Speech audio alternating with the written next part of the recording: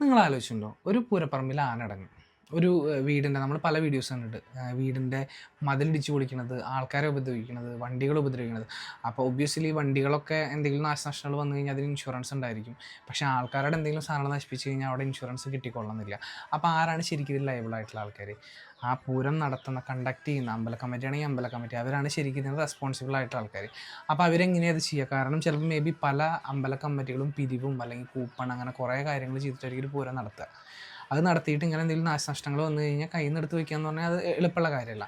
അതിനാണ് public liability policy എന്ന് പറയുന്നത്. അതായത് പൂരം കാരണം നമുക്ക് വെടിക്കെട്ടോ അല്ലെങ്കിൽ വേറെ എന്തെങ്കിലും തരത്തിലുള്ള പ്രശ്നങ്ങൾ ഉണ്ടായി കഴിഞ്ഞാലും അതിനൊക്കെ ശരിക്കും നിസ്സാര ദിവസത്തെ, അതായത് 1, 2, 3 ദിവസത്തെ കവറേജിൻ്റെ ആവശ്യമുള്ളൂ. ഇനി അതല്ല ഒരു ആഴ്ചയൊക്കെ നീണ്ടു നിൽക്കുന്ന സംഭവങ്ങളാണെന്ന് വെച്ച് കഴിഞ്ഞാൽ ഒരു മാക്സിമം ഒരു 7 days അതിനുള്ളിൽ നമുക്ക് ആ ഒരു ഷോർട്ട് ടൈമിലേക്ക് മാത്രം നമുക്കത് എടുക്കേണ്ട ആവശ്യമുള്ളൂ. അപ്പോൾ എന്തെങ്കിലും ഫങ്ഷൻസ് എന്തെങ്കിലും ഓർഗനൈസ് ചെയ്ത് നടത്തുന്ന, അല്ലെങ്കിൽ പൂരം ആയിക്കോട്ടെ വേറെ എന്ത് പരിപാടികളായിക്കോട്ടെ, ഈ പബ്ലിക് ലയബിലിറ്റി പോളിസി എടുത്ത് വെക്കുന്നത് വളരെ നന്നായിരിക്കും.